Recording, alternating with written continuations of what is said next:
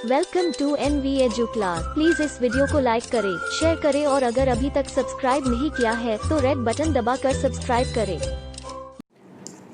Hello students, आज का हमारा टॉपिक है लाइफ प्रोसेस। लाइफ प्रोसेस में हम पढ़ेंगे respiration. Respiration is a process by which digested food is oxidised to release energy. It occurs in two phases.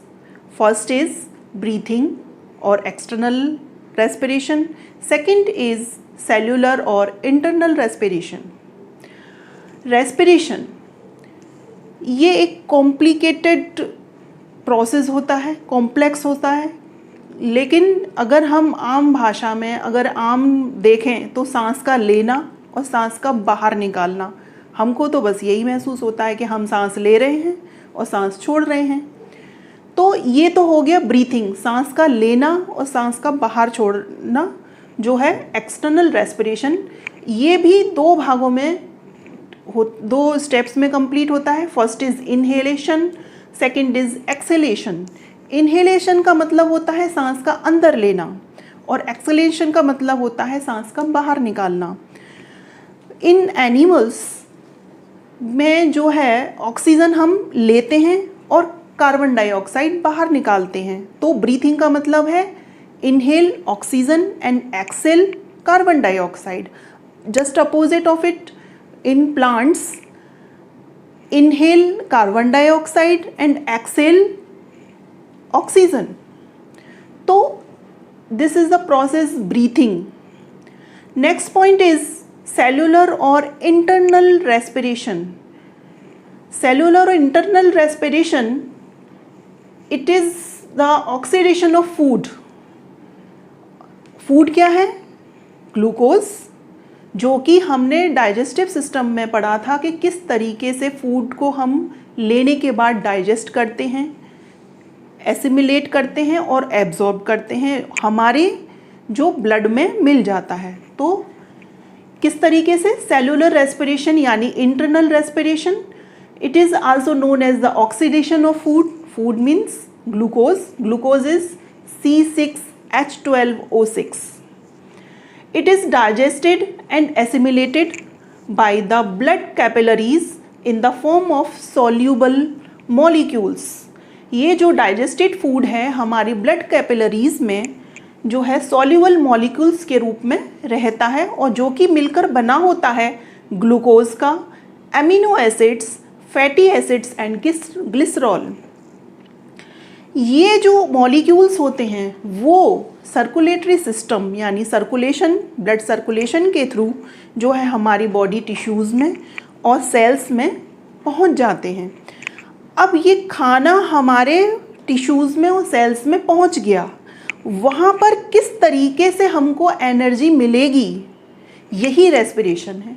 यानी respiration is a process by which digested food means glucose is oxidized and release energy। यानी food का जो है oxidation होना और के उससे जो है एनर्जी रिलीज होना ही रेस्पिरेशन है।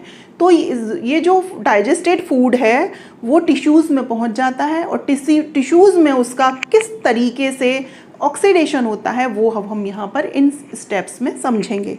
यानी ये टिश्यूज़ में ग्लूकोज पहुँच गया। अब ये ग्लूकोज से हम जो एनर्जी मिलती है वो किस किस काम आती है, उसके पर्पज़ हैं for biological functions and maintenance of organism.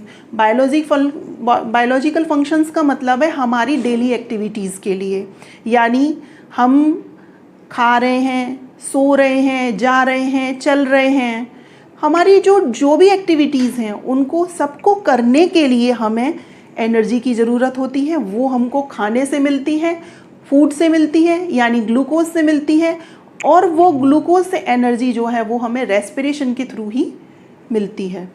यानी वो उसका ऑक्सीडेशन होता है और ऑक्सीडेशन के बाद ही एनर्जी प्रोड्यूस होती है और एनर्जी होती है एटीपी की फॉर्म में।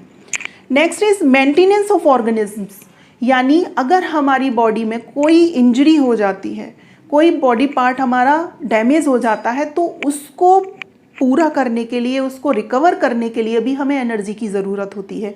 वो भी हमको रेस्पिरेशन के ज़रिए ही होती है। यानी हमारा जो जीवन चलता है वो रेस्पिरेशन के द्वारा ही होता है, यानी ऑक्सीजन का लेना और कार्बन डाइऑक्साइड का बाहर निकालना।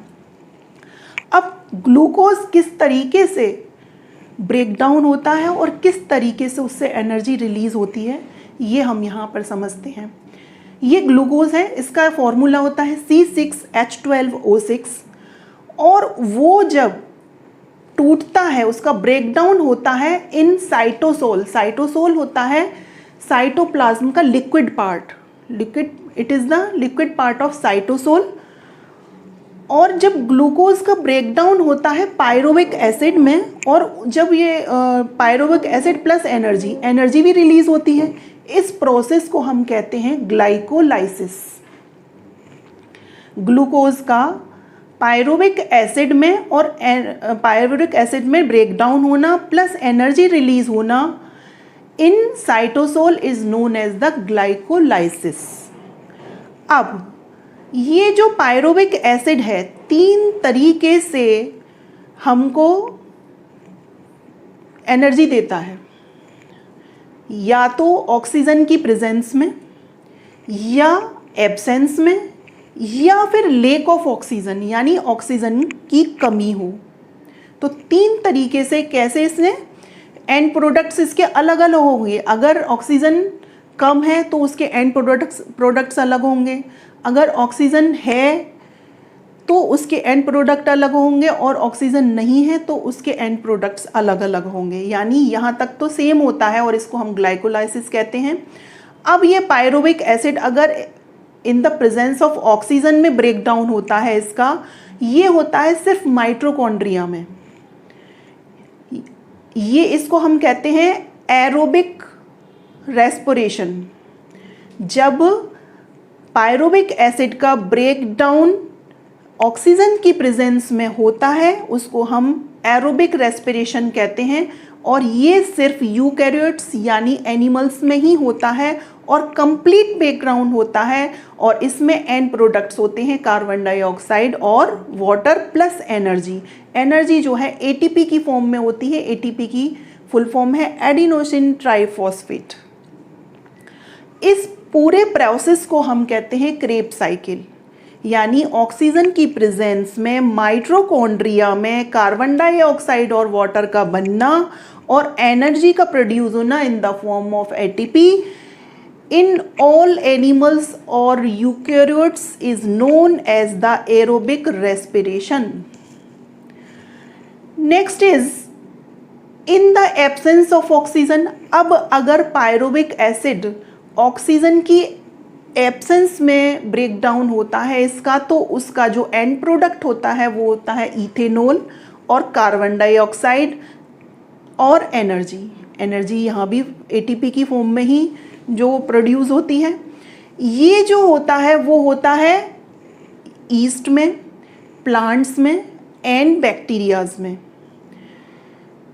तो ऑक्सीजन की एब्सेंस में जब पायरुविक एसिड का ब्रेक डाउन होता है उसका एंड प्रोडक्ट होता है ethanol, carbon dioxide and energy.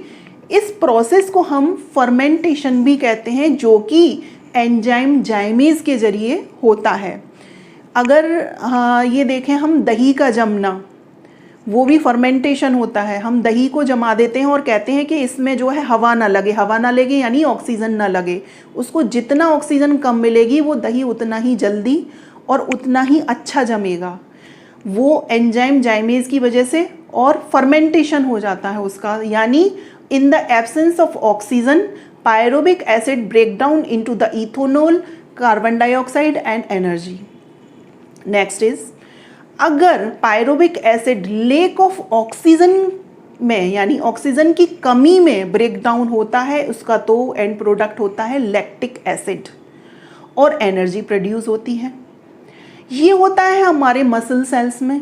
इसका एग्जाम्पल आप कैसे समझ सकते हैं कि जब हम लगातार दौड़ते हैं, भागते हैं या कोई ऐसा काम करते हैं जो थका देने वाला होता है, तो हमको थकान महसूस होने लगती है। यानी हमारी बॉडी में हमारी मसल्स तक ऑक्सीजन नहीं पहुंच पाती लगातार, क्योंकि हम जल्दी जल्दी सांस लेते हैं और जल्दी जल्दी सांस लेने की वजह से इसीलिए लेते हैं कि वो ऑक्सीजन जो है हमारी मसल्स तक पास हो, और यहाँ पर हमारी मसल्स में ऐंठन शुरू हो जाती है। वो होती है लैक्टिक एसिड के बनने की वजह से। तो लेक ऑफ ऑक्सीजन में पायरोबिक एसिड अगर ब्रेक डाउन होता है वो होता है lactic acid plus energy produce होती है। लेक ऑफ ऑक्सीजन और एब्सेंस ऑफ ऑक्सीजन में जब पायरोबिक एसिड का ब्रेक डाउन होता है उसको हम कहते हैं अनएरोबिक रेस्पिरेशन, यानी ऑक्सीजन की एब्सेंस में रेस्पिरेशन होना। तो ये तो हमारा प्रोसेस हुआ कि ग्लूकोज का कौन कौन से एंड प्रोडक्ट्स में टूटना, एनर्जी किस तरीके से प्रोड्यूस होती है इन the absence of oxygen and in the presence of oxygen. अब हम समझते हैं एरोबिक रेस्पिरेशन और अनएरोबिक रेस्पिरेशन में क्या क्या डिफरेंसेस हैं। ये हैं, first is presence of oxygen. Aerobic oxygen के लिए, रेस्पिरेशन के लिए हमें ऑक्सीजन की जरूरत, हमें अनएरोबिक रेस्पिरेशन के लिए ऑक्सीजन की ज़रूरत नहीं होती। Second is complete breakdown of glucose. Aerobic respiration में ग्लूकोज का कंप्लीट ब्रेकडाउन हो जाता है into the carbon dioxide and water, but in anaerobic respiration it is incomplete breakdown of glucose, जो कि लैक्टिक एसिड और इथेनॉल में होता है और एनर्जी प्रोड्यूस होती है। Next is end products are, aerobic respiration के एंड प्रोडक्ट्स होते हैं carbon dioxide, water plus energy, लेकिन अनएरोबिक रेस्पिरेशन के एंड प्रोडक्ट्स होते हैं lactic acid and ethanol. Next, energy released in large amount. Aerobic respiration में एनर्जी लार्ज अमाउंट में release होती है, लेकिन अनएरोबिक में स्मॉल अमाउंट में रिलीज होती है। Takes place in cytosol and mitochondria.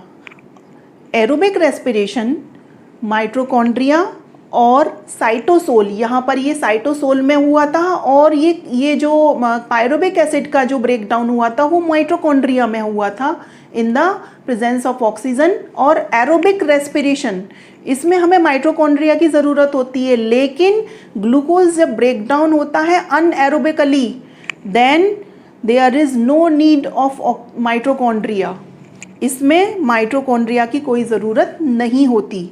तो इस तरीके से आज हमने समझा what is respiration and it's phases.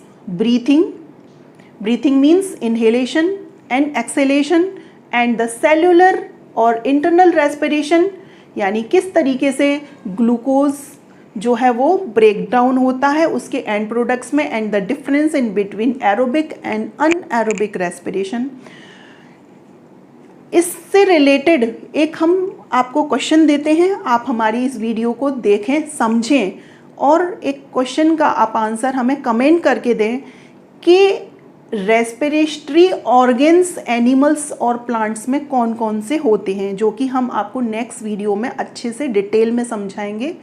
तब तक आप अगर इन क्वेश्चंस के आंसर जानते हैं तो आप हमें कमेंट करके बताएं।